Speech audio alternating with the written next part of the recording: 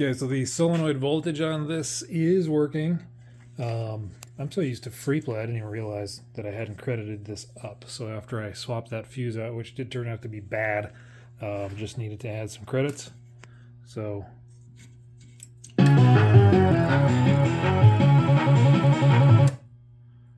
yeah, so I don't even know if I've ever put coins in my own, my current high-speed machine downstairs. So I didn't even know it did all that fanfare when you add a credit to it. I've always just had it on free play. So if I start it up,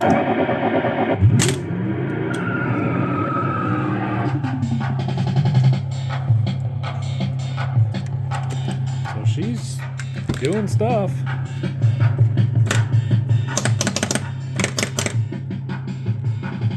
No points. I should be getting some sort of points for it.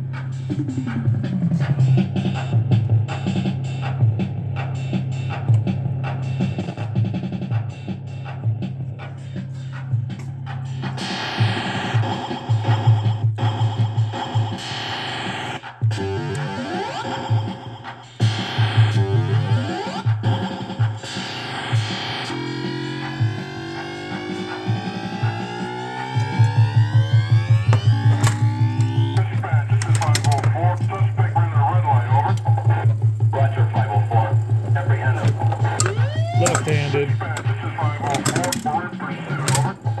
Golly. This is ridiculous.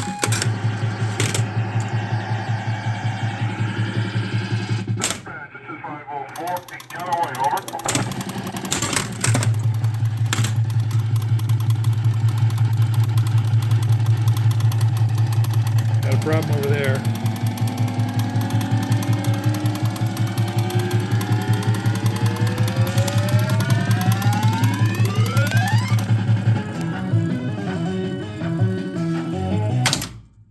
So I wonder why.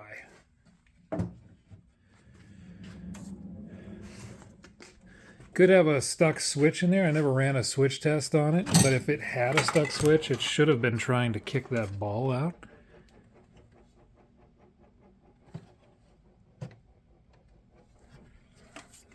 A dirty switch, it's not registering at all. If it's not registering at all, then it'll not know that the ball is in there. But the reason I thought it might be a stuck switch is because I loaded one ball and it started multi-ball as soon as I plunged the next one, which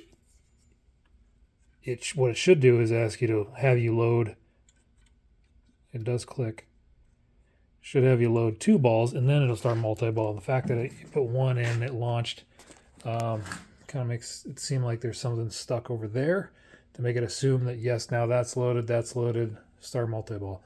Shouldn't have done that, so I am curious what that's all about.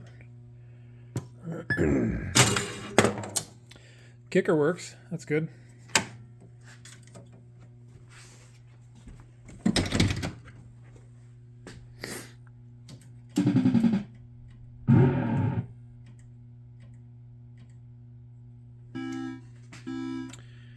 Right trough.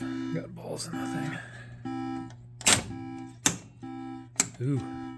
That kicker needs addressed.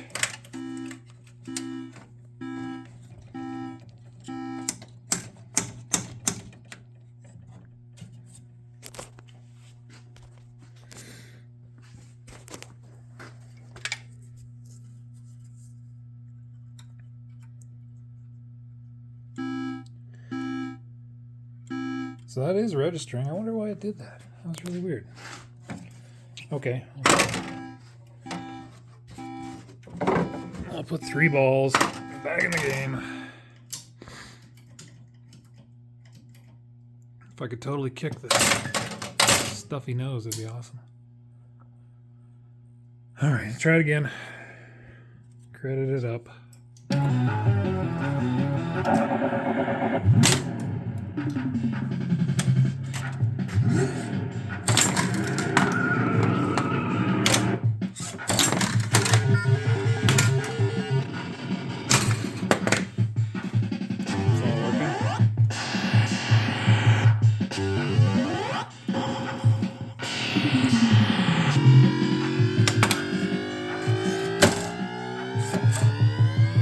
stuck on this switch.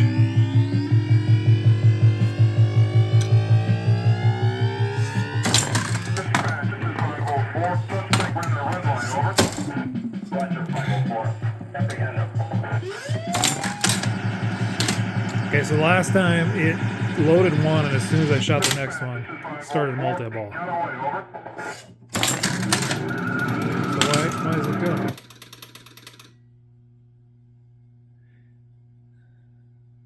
What's your problem, dude?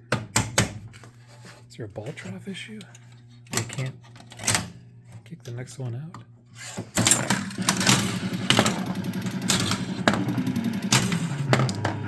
Huh. Okay.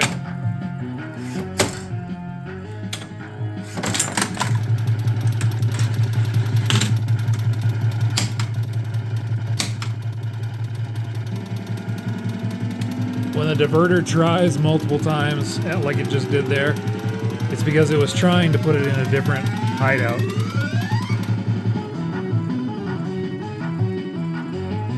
So it was, when I shot it up there, it didn't react in time. It pulled the diverter in, but it was trying to get it to go from there to there. And because it missed it, it went to this one.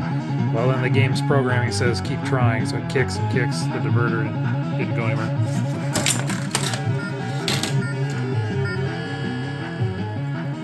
Okay.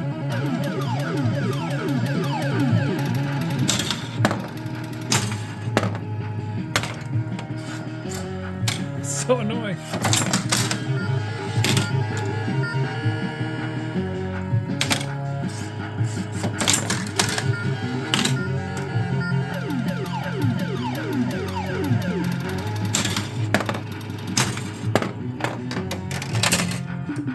Okay, so it knows it's back in single ball play. It sees both switches. I mean, it could just be dirty, but that whole multi-ball startup thing is really strange. Maybe the more I do it, it'll figure itself out. Because if something's intermittent, it'll do that weird kind of buggy stuff.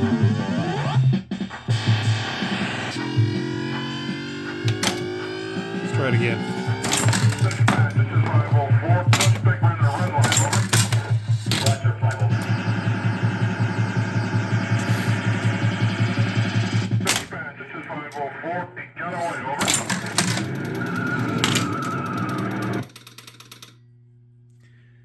Yeah, I don't know. I don't know what that's all about. I will figure it out, but offhand, I have no idea why it's doing that. So it should be kicking over to the next one and then going through the whole spiel with the officers talking to each other and all that happens. So yeah, I don't know. I'm looking forward to digging into it though. I really get a charge out of troubleshooting this kind of stuff. Don't love painting. Don't love spending $1 million to fix all this old battle damage. It's it's not an expensive game, but by the time you do all the stuff to make it a good solid game, updating the plastics and pop bumpers and new ramp and all that stuff, depending on what it needs. By the time you can do all that, you've dumped $1,000 into $1,000 game, and then it's a matter of, well, how much further do I go? Do I then do the entire cabinet? Just not to mention the hours. So I think the goal here is to get it playing like a rocket, swap the playfield over, but I have a feeling that once I swap the playfield over, it's going to look so nice, like genuinely respectable, that it would be a shame to think about not taking it further and making it really nice, but not crazy nice. I think mine is worth around $6,000 or so. Restore, I mean, it's full top to bottom restoration, LEDs, LED displays, redone boards, and full cabinet redo and upgrades, even simple upgrades and just like quality of life upgrades.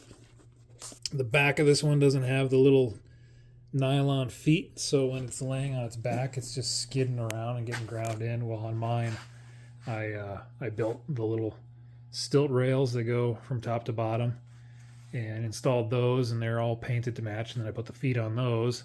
And then the benefit of that is A, it's you got the feet. B, it's off of the ground. And C, the big reason I put that in there is so that I can then have a clasp on the back, so you can affix the bottom and top with the modern style back box clasp, or a WPC style back box clasp, head box, back box bolt as well. But when you're just trying to set a game up and you want that peace of mind that the thing's not going to drop on you, having that little clasp is a big deal to me.